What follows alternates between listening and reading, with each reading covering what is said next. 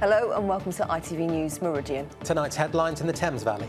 30 years since a mother was bludgeoned to death in Buckinghamshire, the daughter of Janet Brown pleads for information to catch her killer. We want to see them prosecuted and not to have somebody who is extremely dangerous still be out there on the loose.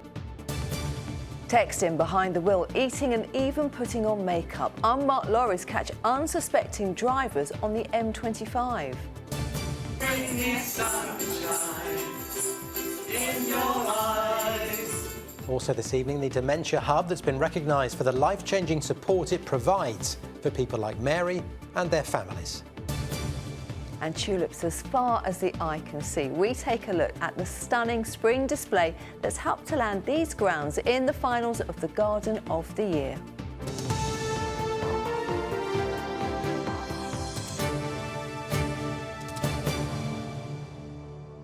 Good evening. The daughter of a woman who was murdered 30 years ago in Buckinghamshire is appealing for the public's help to make sure her killer doesn't strike again. Janet Brown, who was 51 and worked at the John Radcliffe Hospital in Oxford, had been repeatedly hit on the head at her home on Spriggs Holly Lane in Radnage near Chinner in 1995. A reward is being offered for information which leads to a conviction. Janet's daughter says somebody must know something. Well, our reporter Wesley Smith is in the village of Radnage for us. Wesley, what do people there remember? Well, 30 years ago this very evening, the normally quiet village of Radnage was about to be swamped with police and media as details emerged of a brutal killing just off one of the country lanes. Now, people living here now who do remember it say the village was rocked by this. They couldn't believe that such a shocking thing could happen right on their doorstep. I was speaking to a now elderly neighbour of Mrs. Brown today, and she told me that everyone in the village was questioned at the time, yet her killer is still at large. Janet Brown had everything to live for. She had a successful career at Oxford University's Public Health Department and was mother to 3 children. On this anniversary of her murder, one of her daughters is renewing the appeal for information, finally to try to get to the bottom of what happened on the 10th of April 1995. Mum was always there for us. She kept it all together. My dad was working away quite a bit during the week, so like many mums, she was juggling working life with family life, but her family was everything to her. She was a really good mum. She was calm and kind and gentle. First sort of period was just complete shell-shocked. We'd lost a mum, but then we'd also lost a home because the house would become a crime scene. You know, ultimately, her killer or killers have so far gotten away with it, and you know, we want to see them prosecuted and not to have somebody who is extremely dangerous still be out there on the loose. Murder at the farmhouse. Businessman's wife found dead after a burglary. The brutal killing made headlines everywhere next day. Neighbours say Mrs. Brown was very security conscious and was even the organiser of the local neighbourhood watch scheme. I remember it particularly well as so much mystery surrounded the case and still does. Why was Mrs. Brown gagged, handcuffed and repeatedly struck to the head in her home? There was no evidence of a sexual attack or theft when she was discovered next day. Back here, 30 years on the face of it, so little has changed. Still quiet, rolling Buckinghamshire countryside. Perhaps the last place you'd ever expect such a serious crime to be committed. But one thing's also not changed, and that's the big question. Who killed Janet Brown? Forensic testing techniques have improved vastly since 1995, and Thames Valley Police aren't giving up on the case. We don't have the murder weapon. There would have been a lot of blood on the offender, so it may well be that offender got rid of clothing. Certainly we think they would have probably been acted differently than they would normally because the attack was so horrific. It's very frustrating that we haven't had a result as of yet, but by our very nature we're optimistic. So far, 1,000 people have been eliminated from the police inquiries, and the Crime Stoppers charity is offering a substantial reward for information leading to the arrest and conviction of the person responsible for Janet Brown's death. So, Wesley, how much reward is being offered? Well, it's £20,000, Amanda, and although decades have passed, the police believe they have a DNA profile now from the scene, not linked to any member of the family. Now, they believe this could be a vital piece of evidence connecting them to the killer. Then hopefully they'll be able to crack the case and finally bring some sense of peace of mind to Janet Brown's family. We'll keep our fingers crossed for them. Yes, indeed, we will do. Thank you so very much, Wesley. In other news tonight, a driver has been jailed after breaking a man's leg when he hit him with his car in Aldershot. A bailiff was attaching a Mercedes belonging to Russell Bishop to his recovery truck to tow it away. Bishop then climbed onto the truck and reversed it over the bailiff before driving off. His victim needed surgery and metal rods attached to his ankle and knee. 41-year-old Bishop has been sentenced to 3.5 years in jail. An additional 68 neighbourhood police officers will be recruited in the Thames Valley thanks to extra funding. Well, the Home Office has awarded the force more than £6 million for this tax year. It's hoped they'll reduce crime and antisocial behaviour in communities.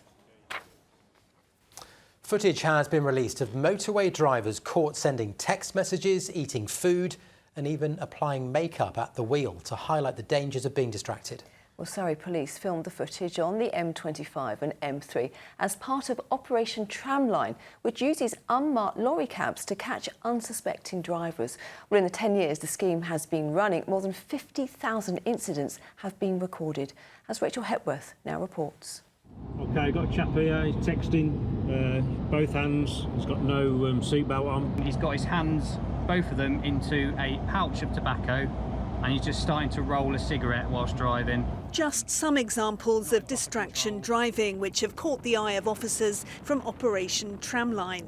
It launched exactly 10 years ago in Surrey when officers took cameras out in an unmarked HGV, their elevated position allowing them to see into offenders' vehicles. Yeah, we've got it all. If you want to light them up and we'll see the reaction.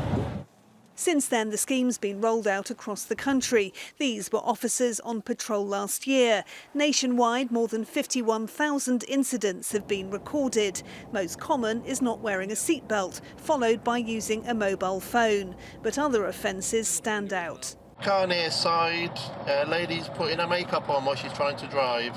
We had a driver who had a jar of gherkins between their legs and they were eating them as they were travelling. And we had another driver who had a McDonald's drink in one hand, a mobile phone on the other, and no hands on the steering wheel. The results, of course, can be catastrophic. A lorry driver on his phone caused this pile-up in Hampshire, killing 2 men, while a mother and 2 children died on the A34 near Newbury when they were hit by a truck. The judge said the driver was so distracted by his phone, he might as well have had his eyes shut.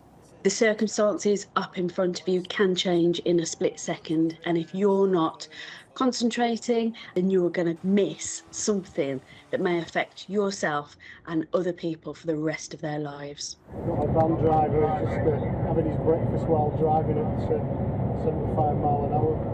Surrey Police say they have seen a tail-off in mobile phone use in the last decade, but they'll continue to push the message there's no excuse for distraction driving. Put your phone into the glove box, put your seatbelt on and don't drive distracted. And he's pulling away with both hands off the steering wheel.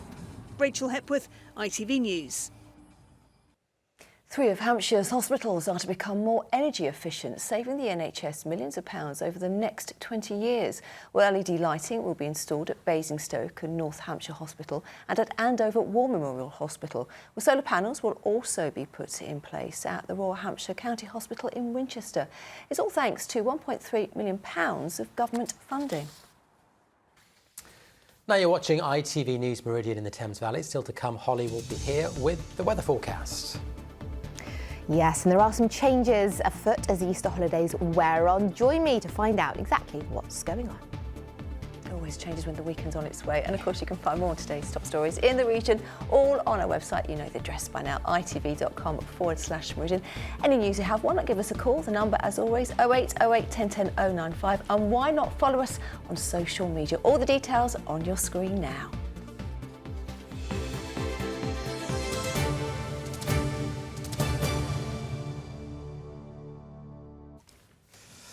Now, the ITV Evening News continues with the national and international stories at 6:30. With the details for us this evening, here's Charlene White. Coming up on the ITV Evening News, the latest on the Trump tariffs. He's had a dramatic change of mind and put those changes on pause. In the United States, stocks fell when the market opened. Here, it surged. We'll make sense of all of that for you. Another court defeat for Rebecca Vardy and another victory for Colleen Rooney over the Agatha Christie libel trial. And the King and Queen wrap up their tour of Italy. So join us for those stories and more from 6:30. We certainly will. Now, the first and only dementia hub on the Isle of Wight has been recognised for its work on a national scale. Alzheimer Cafe Isle of Wight opened its dementia hub less than a year ago, offering a one-stop shop for those living with the disease, as well as support for their families, friends and carers. Well, the people who use it say it's changed their life at a time when it can often feel isolating. As Cara Digby now reports.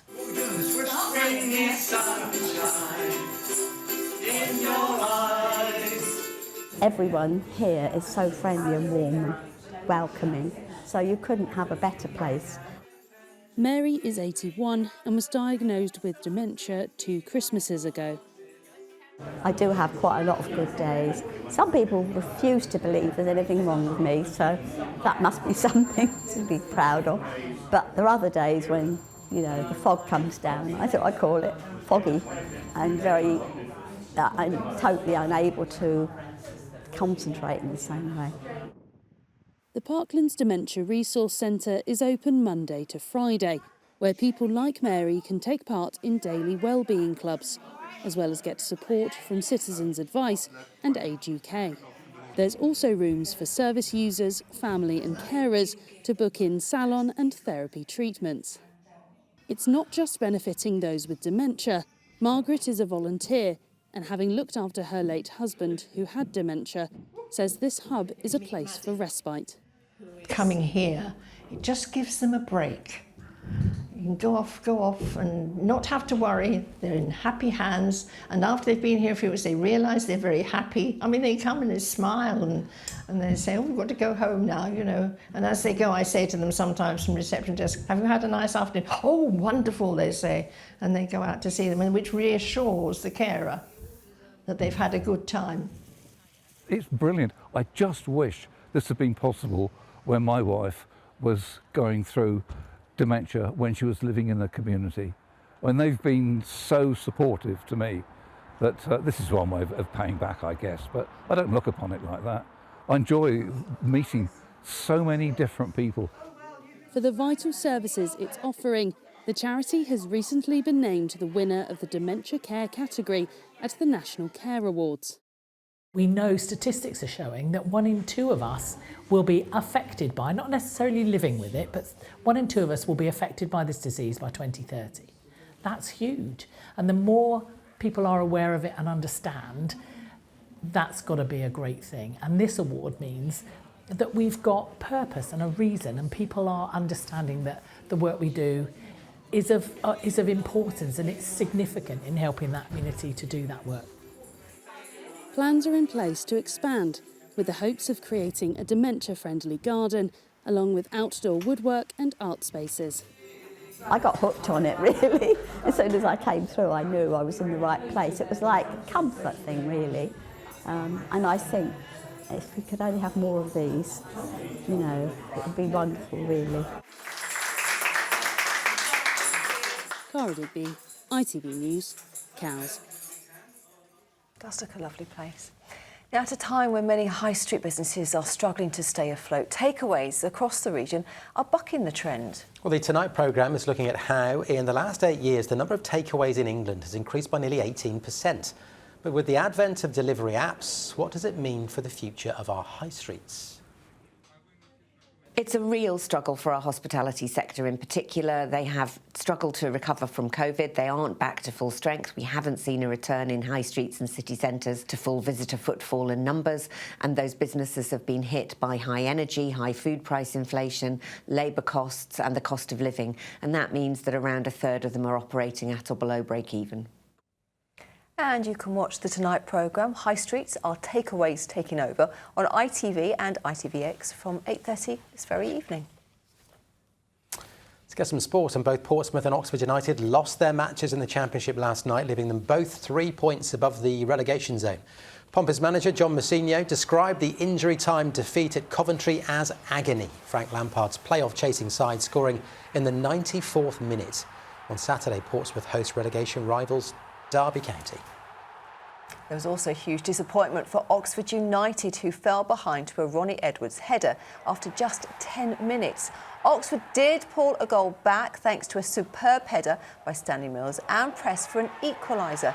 But a QPR goal in injury time sealed their fate. Next up for Oxford, a trip to Sheffield Wednesday. Keepers at Marwell Zoo near Winchester are celebrating the birth of cotton-top tamarin twins. The highly endangered primates arrived just in time for National Siblings Day, which is today. Zoo staff say the pair, born to mum Gert and dad Miko, are settling in really well to their new home. The public will soon be invited to help name them once their genders have been confirmed. They are very sweet. Yes. They have hair like me when I get up in the morning. Sticks up just like that. Now, it has fantastic views across the South Downs and River Arun and a rich history. Now, the grounds at Arundel Castle are competing to be named the Garden of the Year. Well, it's one of 8 in the public vote run by Historic Houses, and with the sun shining over the Easter holidays, we sent Lucy Warhurst along to find out why the castle's garden is so special. It's a cacophony of colour. Nearly 140 varieties of tulips in full bloom, and Arundel Castle is famous for them. So talk to me about this particular bouquet. Oh, this is absolutely beautiful with tiered areas of tulips, and then there's beautiful Apple Dawn of Beauty, there's Purple Prince, Purple Dream. It's a stunner. Head gardener and landscape designer Martin Duncan has been planning it for a year. So this year it is stunning. The results, I mean, you can tell on the people's faces coming through, they're just loving it. You know, we're getting thousands, I mean, well over 2,000 a day at times, you know, people just coming and enjoying the tulips. There's something quite special about a castle, whether it's the history or the majesty. But in spring, on a sunny day, well. And with 150,000 tulips, it makes this into a real fairy tale castle. Arundel Castle boasts soaring towers set on 40 acres of stunning grounds in the South Downs. But today, it's the tulips that are the star of the show. We did over 1.4 million bulbs over the last decade. So, yeah, flower power personified. Each one planted by 8 resident gardeners and a team of volunteers. We started sort of September, sort of starting to cut things back, and into November the bulbs turned up, and then we started planting them and we finished just before Christmas. Very busy. So 120,000 bulbs planted this year. How many did you plant? Well, I got to 2,000 and then I lost count. It was so many. I just kept going. They're hoping it's enough to get the public vote for this year's Historic Houses Garden of the Year. These flowers will be in bloom for another 2 weeks. Then the wildflowers take over. But they're already planning next year. Lucy Warhurst, ITV News, Arundel. Absolutely stunning. 2,000 bulbs, that lady, or over. Yeah. How many could you do? I've planted about 20 in the autumn, and they've come up really well, but it's not quite that kind of Not scale. that As a scale, show, it's not quite 1.4 million bulbs over a decade. But maybe next year you could up it. Yeah, maybe I'll go to 15, possibly 15? another 20. Nice. Yeah. You're almost there. See how it turns and out. what a beautiful day it was there in Alder. And it's been lovely, hasn't it? The sunshine is continuing to glow on us. Yeah, once again, those blue skies are broken out. We did start with some cloud around. You can just see it here in Southampton as it moved its way from west to east, and those blue skies broke out behind. So it was taken by Catherine Phillips first thing this morning. And yeah, for all of us, we've just ended up with those lovely sunny skies overhead and a sunshade just about the only good use for an umbrella at the moment, given that we haven't had any significant rainfall now in almost 3 weeks. Oh. So our April rainfall stands at 0% of the monthly average, surprise, surprise. Sunshine, on the other hand, stands at 52%. That doesn't even include today's sunshine. So as of 30% of the way through the month, we've already had more than half your typical monthly sunshine. So yeah, certainly a pretty spectacular start to the month. Yeah. So the sunshine is great, but I'm starting to feel, I know we're all hay fever sufferers here, Yeah. I'm starting to feel the beginnings of the hay fever season. Yes, and you struggle with grass, don't Yes, you? it's Is that the right? grass, Yeah, yeah. okay, so we're not technically in the grass pollen season yet. Normally that starts about mid-May, but the experts say they're just starting to pick up the first grains of grass pollen around now at the moment. The big one right now is tree pollen. Yes, and tell me about these are the levels for tomorrow. So as of tomorrow, we're up to very high. So that's birch and that's ash as well. I'm sorry, peeps. I'm just going to put my head in a bag or something and just hide. It could be the only way. It's difficult with your job, I would It could say. be, but you know. The other thing, it's not just pollen actually, also UV now is getting to the top end of moderate. So level 5 is moderate, as I say. Once you get to 6, then you get to high. And I think it can take people by surprise at this time of year. Firstly, because it can still feel a bit chilly, especially if you've got a breeze coming in off the sea. But the sun is as strong now as it is at the end of August. And I think that can take people by surprise at this time in April. So yes, more sunshine to enjoy for the time being. Just watch out for that UV. Take care.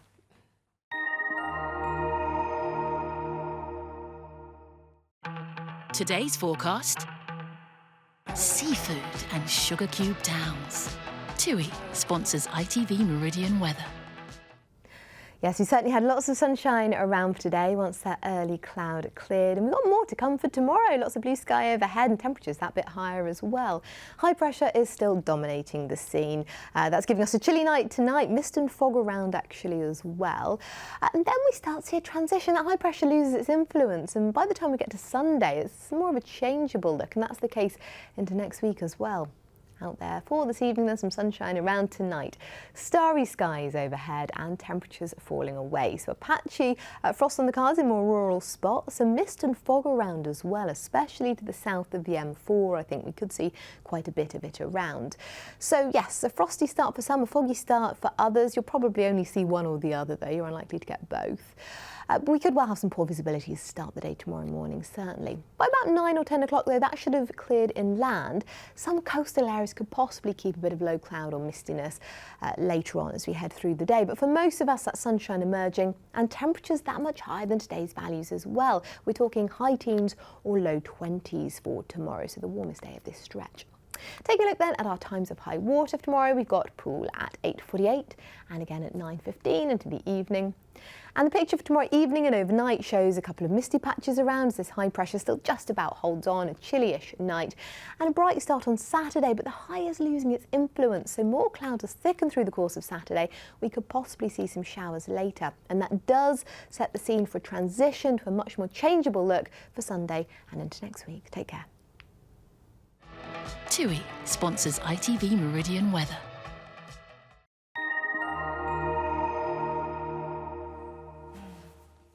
And that is it from us for this evening. In a moment, the ITV Evening News with Charlene White tonight. And Derek will have your late news, so join him if you can. But for now, from all the team here, thanks for your company. Have a good evening. We'll see you tomorrow. Bye-bye. Bye-bye.